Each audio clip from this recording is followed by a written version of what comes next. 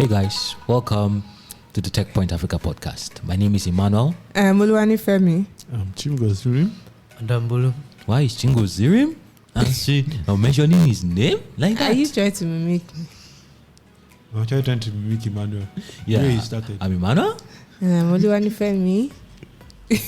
Unfortunately, you can't do it. Bolu. It's just two syllables. So. No. Bolu will shine towards the end of the podcast.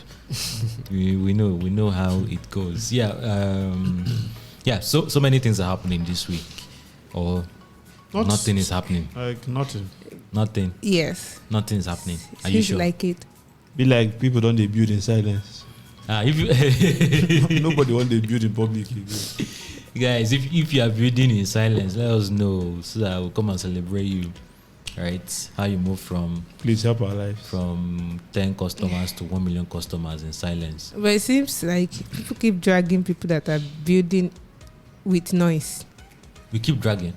Yeah. I mean, Seems like. it's just that when you are all up in our face, when you feel, your failure is all up in our face. So it's easier. But if you feel silently or quietly, you just So, forget you. don't even know personally, which one would you go for?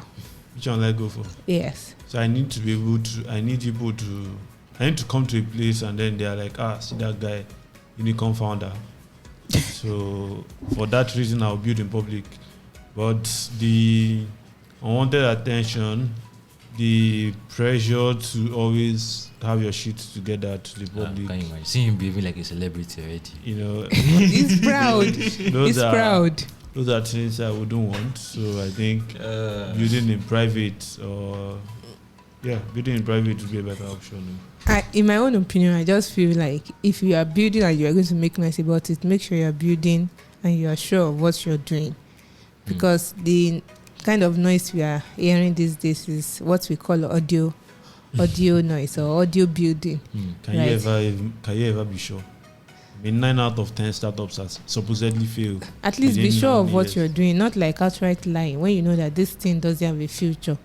But you have to make noise about it. That stats does not really give us a lot of context. I mean, Yeah. last week is it last week? No, during our last episode, we're talking about a founder that failed in his first year, Yeah. and just 10% of startups that fail in their first year. Okay. So the context there is okay. 9 out of 10 startups fail, but at least they tried. Yes. So, but for you not to survive past your first year, I feel were you still testing? If you were still testing, we were still trying to develop product market fit. And why were you raising $1 million? I still have beef with this guy. I don't know why. I think you should just face the investors. I don't have beef with him. Okay, no problem. So, but you see, when you are building in silence, people might not know who you are, but when you are building in the public, you attract attention from everybody, Yeah. including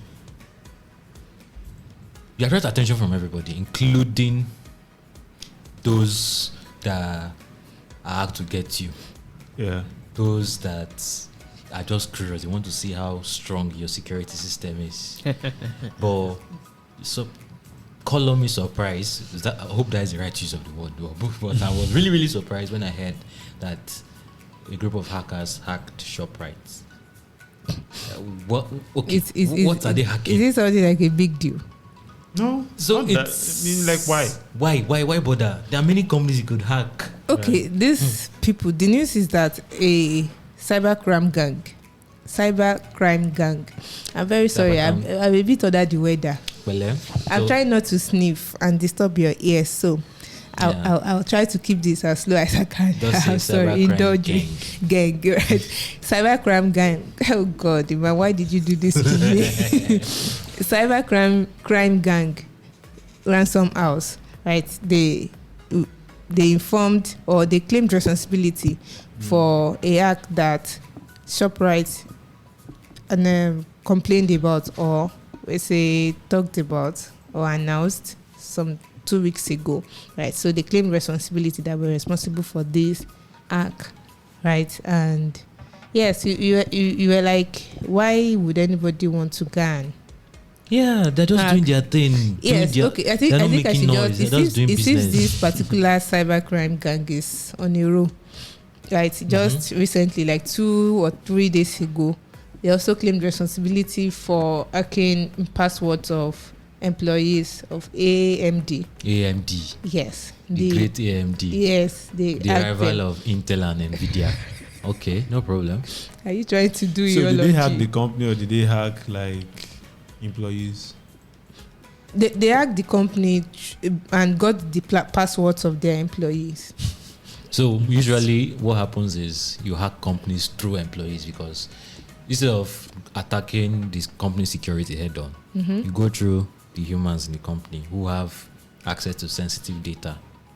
So what they have access to is the data of the password of their employees. For Shoprite's case, they have access to the data of their customers. Oh, I see. Right, and Shoprite reacted or responded to them, because what they are asking is they're asking for money. If they don't pay them, then they will take the data to dark web and go and sell it there. Okay. Right, and I was wondering, like, should you even be worried? But before we get to that, going by Shoprite's response, it seems unlikely of an African country, right, or establishment. From what we've recorded in the past, we've even written about, right? You see, we've seen people at universities, African universities. Yeah, I wrote a story about that in 2020. They hacked the Kenyatta University, Ahmadu Bello University in Zaria, and University of Nigeria, Nsukka. But no response. They could recently, it was NIMC data, like the data of Nigerians. They hacked NIMC, that is Nigerian National Identity Management Commission, right, for Nigeria, and nothing happened about it. But Shoprite responded, and they were like, okay, they went ahead, they said they will beef up security so that the data breach will be discontinued, and they will investigate and yada yada yada.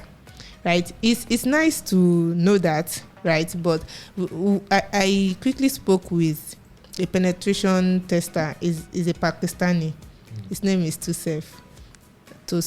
I mix up his name. Let's go with Tosuf. Right? Okay. And he has been a penetration tester for 9 years. So the thing about penetration tester is, like, they are like researchers, right? They go to people's is it firewalls or security walls, data walls, and try to see if it's strong enough. Then if they see that it's not strong, they reach out to you, not because they want to collect money, just tell you that so these are loopholes in your data security, try to patch it up, right? I find it hard to believe that they are just good Samaritans. Like that is what. Do they get paid for that? They are still in their. If you feel like they've done you good, you can pay them for it. But the goal is not just. Some people would definitely. You can't call them penetration tester at that point, because they are when you start doing it for money, you are a cyber criminal. You get, but when you are doing it for research purposes, like, you can just say, okay, let me go for the FANG, let me check the loopholes in their database, in their data wall, right? That's the data security department. When you find out, you can, if like, go and do infographics about it, reach out to them, tell them so and so. That is your work as a penetration tester. Yeah. So for the uninitiated, FANG is the biggest tech companies: Facebook, Amazon, Apple, Netflix, and Google. Should that not be Mang now? Oh yeah, manga. Right. So that is their work. So this Tosuf guy, he has been a penetration tester for 9 years, and I reached out to him and asking him about African establishment's reaction to situations like this, because we've chatted in the past, right? And he said there was a time I used to have on my former phone, I had like an Excel sheet. No, what is this thing that when you send it to your laptop can't show you all the data? It puts them in a zip file. Yes, a zip file containing the data of employees in the Nigerian parastatal. And it's all over the place. He shared me a link of where it is. It was in public. and there was nothing they were doing about it. So I asked from him, that what has been the reaction in his times, in his experience, in his line of work. What has been the reaction of African companies or establishments to like a data breach? And well, we have his response. Experience, and obviously one of another guy who also find the flaws and report.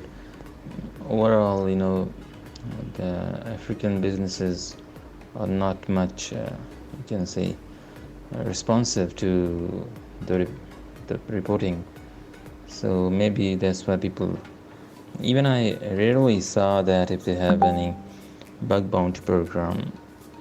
I hardly saw, maybe a one or two. It's not so, seems like either they don't take it serious or maybe a lack of resources, but yeah. So overall, I think I agree with him. So it's either they are just not concerned, or they don't know. Maybe they are not enlightened enough to know what it means for people's data to be in public, or they just don't know what to do about it, or they don't have the resources to protect the remaining data. They just leave it. It's always sad. It just feels like Africans generally, we have this kind of reaction, or we just have this kind of disposition towards data.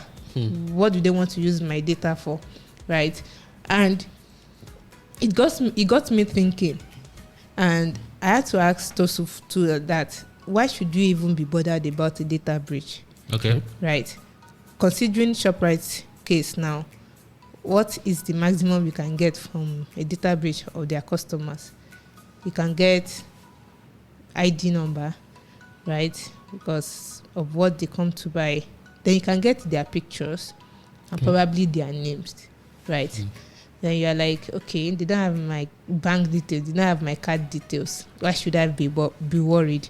And Tosuf kind of has a different opinion to that.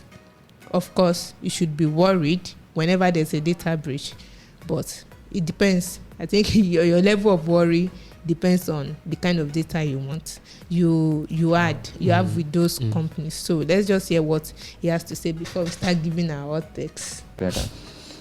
Like these companies claiming that they have no banking details, etc. But on the other hand, hackers are clearly saying that they have photos of particular people, so you can see the name and the photo, and plus the ID number. Now, what this ID number used for is, again, even having a person name with photo, it's obviously something sensitive, and the ID number, and it depends on where it's been used. So the nature of data actually determine that someone should be worried or not. Okay. So I actually get what he's saying, right? But the issue is, if a data breach happens and you only get my name, my school username, for instance, and my login details for that school, as long as it doesn't affect my bank account. So the thing is, there was a time we wrote, I did an article about like looking at the life of a hacker. Okay. And they're like, sometimes the data these people have access to might not look useful on the face value, but for somebody like me, that I don't like having too many passwords. So if I used my regular password for, say, my school login, and they have access to it, they can as well use that password to log in to my bank app. You can use the password to log in to every other place that useful data is. You get? So you can't say that there's nothing they want to do with that data until you are sure that there's nowhere else you didn't use that password, for instance. And from what Tosuf explained, if they have your name, they have your picture. Who says they can't go ahead to, say, social media platforms? And by the way, Google has an option, a feature where you can search with an image, not just with text. You get? Yeah. So they can look for you and find you. You get? And that is where social engineering starts from. They look at your wall, your timeline, and everything. In that article I'm talking about, you can find several ways that your data can be used by unscrupulous people. Okay, yeah. I think you published that story and we'll be linking it to the episode description. And that example you just gave now with your name and picture makes me realize how people are able to create several fake passports. So imagine you going to the embassy and you're about to travel and they tell you that you are banned from entering so and so flights. You're wondering. And you're wondering, like, when did I mean, I've terrorists has probably used your I've not entered the plane before. Or as you just scan your passport, you just see security this thing, it will just cough immediately. So yeah, that's quite an interesting one. Yeah. And companies actually, they don't say it. Companies actually deal with fraud and hacks a lot, especially fintech companies. I mean, we've written about that in the past. Nigeria is actually one of the companies or one of the countries that has experienced the most cyber attacks. Also, we'll be linking to that in the description. But if you're trying to figure out how to handle stuff like this, I mean, sometimes it can be serious PR disasters, especially for people who don't really understand what's going on. I'll be like, hackers hacked this company. Or panic. And you start panicking, you start closing accounts and all of that. Or if they're a fintech company, that's even worse. You'll be like, let me remove all my money. I'm just imagining if someone says they hack Chaka, Bamboo, or Riceverse today. I would just panic all over the place. Please. My $2 is still. I don't even want to mention PiggyVest. Let's do PiggyVest. So, I mean, I remember when there was the whole issue with PiggyVest that someone stole 25. I think it was 25 billion. Yes, there was. So, but if you want to know how to handle situations like that very, very seamlessly, you're operating a business or a startup in Nigeria, please don't miss the Tema Elevate conference that is coming up in July 2022. You don't want to miss it. Just go and register. It's in the description link. I'm not seeing anything again.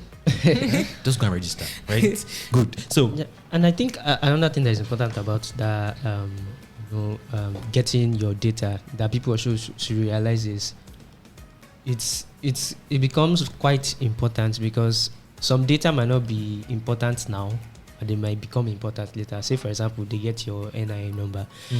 It might be a situation where your NIN number now becomes as important as, say, a social security number in the US. And then once someone has that kind of information, by that time, the auction on the dark web, like the money they will place on it. Yeah, the FBI actually just caught some people who auction SSN on the dark web. And wow. I think it just happened. It's either today or yesterday.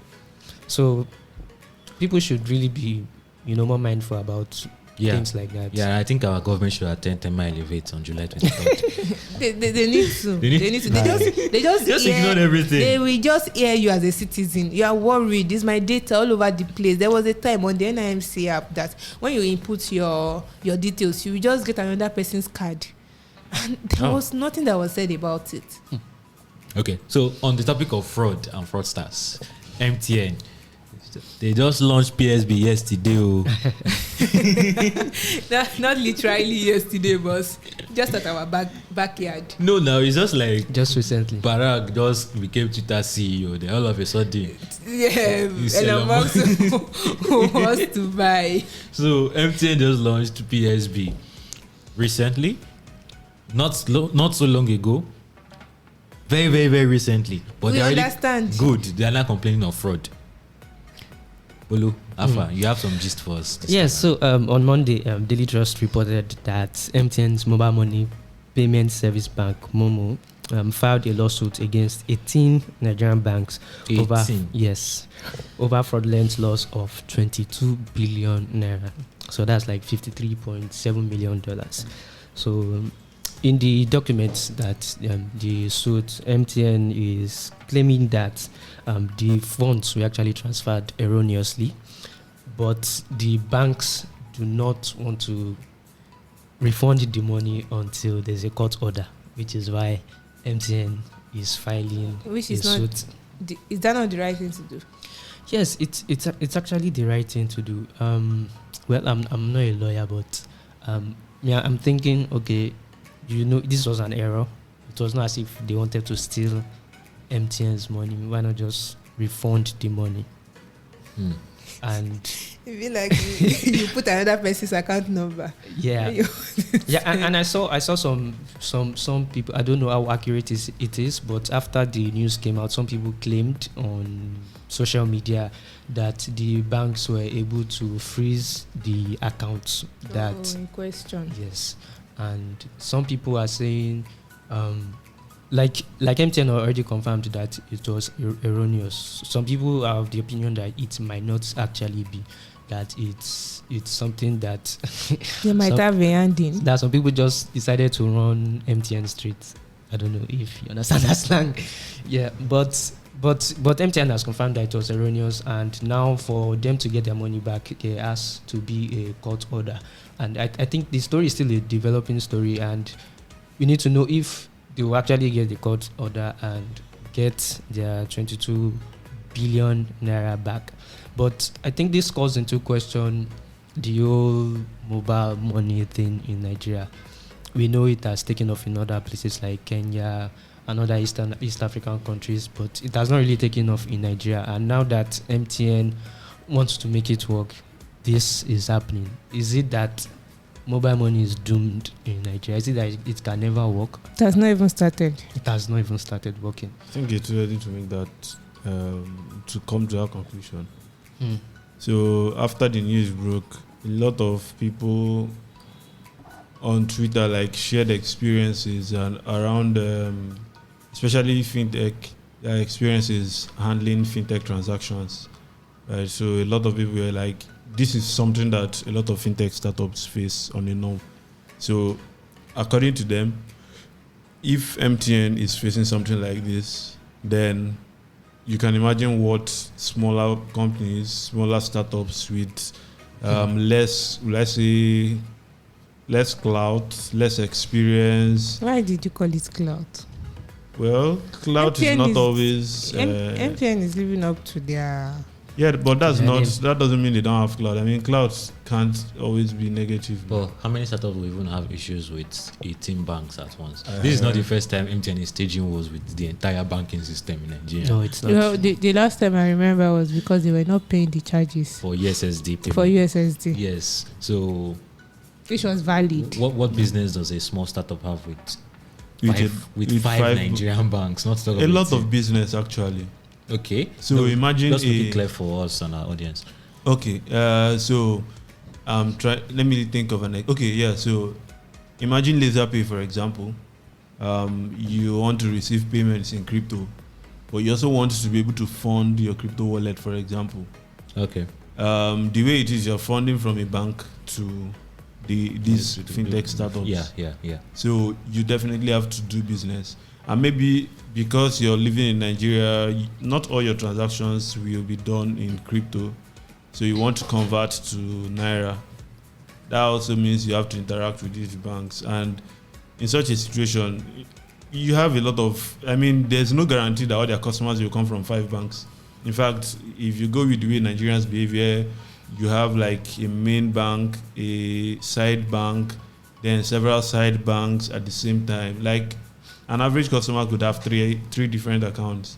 So it's very easy for them to have numerous banks. Think about it. Piggyverse, for example, uses Wema Bank. How many of us here have Wema Bank accounts? By force. I have by force. Okay. Others use, I think at some point they were using Providus Bank. Automatically they are dealing with numerous banks. I think when I started using Piggyverse, I was using First Bank, and I was funding it through First Bank, and later on moved to UBA. So that's already how many banks now? 3 banks. So but I don't think the issue could be as much. It could be a weighty as MTN's. Of course, because you're not doing their volumes. People process $1 million. No, apart from volumes, right? The issue they might have with these banks are just basic issues that might have come from NIBSS. Snips, yeah. Yeah, it could be basic, but like the thing is, they are saying that they are having serious issues like this, and ordinarily it's because it's between businesses. You just resolve it in house. Like, okay, fine, you're not defrauding us, right? Okay, refund the money, but they are not. So you're now, imagine a small startup. Like, you won't even get audience with these guys. They won't even talk to you because, first of all, you're not playing in their league. You're too small for them to be talking to. So you're proud. But that's the truth. I mean, imagine you. Okay, they are complaining of $50-something million. A lot of small startups are praying to process that volume in a year or even a decade, and then you are losing it. Not that that's what you process. So what I'm also wondering, if they lost this much money through mobile money transactions, what volumes are they doing already? Within how many months? It's up to 3 months since they actually launched. So, what kind of volumes are they doing? They're probably doing, I don't know, like really, really impressive numbers, even though they just launched. So, I think it would be interesting though to find out how much volumes they are processing already within a few months. It would be interesting. I think the picture is now moving from how much they were defrauded to to the volume they are doing in such a short time, and that might also be pointed to the fact that mobile money is actually here to stay. Because that could also mean the adoption is like growing than we had expected. That's a lot of money. It is a lot of money. Okay, so I think business world is very, very huge, and a lot of things, politics go behind the scenes. But one issue I've always had is businesses not talking to each other, especially in the fintech space. So when one thing is happening, so it's in the fintech space, for instance, it's possible to actually defraud like 5 or 6 of them using the same pattern, same IP because they don't communicate. They don't communicate. So I don't see the need for suing.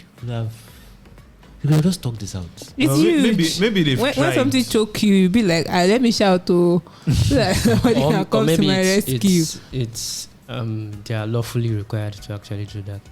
Lawfully required. Possibly. To sue? I just wait, but thinking about it again, must you sue? I think they've He's doing exhausted. I think they've exhausted all possible options of doing it peacefully, and they just had to bring in. Or is it because of the previous beef they are doing all those ones? Okay, when we now talk about previous beef, is it now because of previous beef that banks has decided to do them dirty like this? It's a cycle. Yeah, but I think the relationship between banks and telcos will be interesting to see now that MTN has launched the PSB, right? The theory for some fintech experts has been the PSB license got delayed because they were scared of MTN. Because MTN's reach, MTN's mad execution. They did it in Ghana.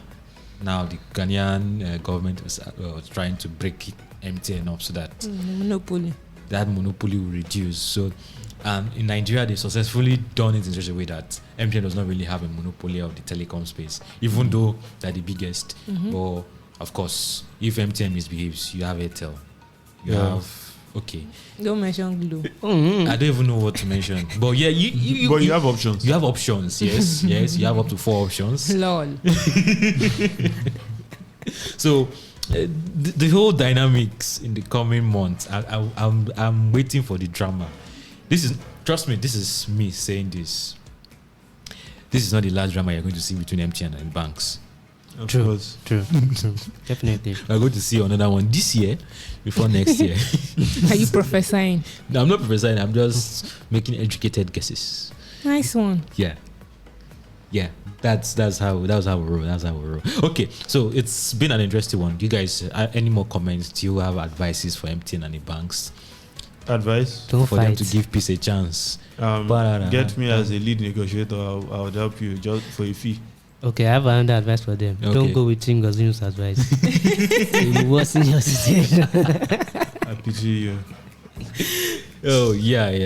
Chingozinu will just tell you to make up and get out. Of course, those are really the only 2 options. There's this suing in court. Yes. if all else fails, you resort to violence. If violence fails, you resort to, I don't know, blackmail. Please don't you jump all the way to violence before blackmail. Are you not supposed to do blackmail first before violence? Man, that blackmail usually takes a lot of mediator time. to your qualification. I'll add it, No, you're not a mediator. Okay, so if Chingozirim is mediating for you, know that he doesn't represent TechPoint or any of his parties. TechPoint is hereby indemnifying itself. Okay, guys, so it's been interesting, and I'm about to make this call, and I'm expecting you guys to answer us. So that reminds me, nobody won Nifemi's quiz on our 100th episode. You see, doesn't mean it was hard to get. Please don't. Nobody won the quiz. I knew what was coming after it. It was not so hard to get. Okay, no problem. I'm going to make this call, and I really want to hear what you think about the topics we have discussed here today. Of course, you have the hashtag on one end, hashtag TechPoint Africa Podcast, and you also have the email podcast@techpoint.africa. And you can, apart from that, you can actually reach out to us individually, right? If you go on TechPoint Africa, you see all our stories, all our series on the top of the menu bar, or like the star boys of TechPoint. Star boys and girls of TechPoint. But you can reach out to us individually. You can see our emails, our Twitter handles, on our social media. Just let us know what you think. If you have any area or directions you think we should be approaching in this podcast, we also like to hear what you think. And yeah, that's pretty much it. If you are listening and you've not been sharing, please try and share. And you can find us where can we find it? Yes, you can find us on Google Podcast, Apple Podcast, Spotify, iHeartRadio, Stitcher, Okay. Podcast Addict and anywhere else you get your podcast. Let's take it again. Okay. Apple Podcasts, Google Podcasts, Spotify, Stitcher, iHeartRadio, and wherever else you get your podcast. If you are hearing this thing now, will you share? Will I share? will you go and look for it on Apple Podcasts? Excitement. Bolu, please give it to us. Bolu's version, I'll laugh and then I'll forget to share. No, your own version, I will not even listen to the end. You will listen to the end. This is sad. I mean, you guys don't have this at all. Okay, guys, let's share. Okay, don't stress us, Jess. And see you in the next episode. Bye-bye. Bye.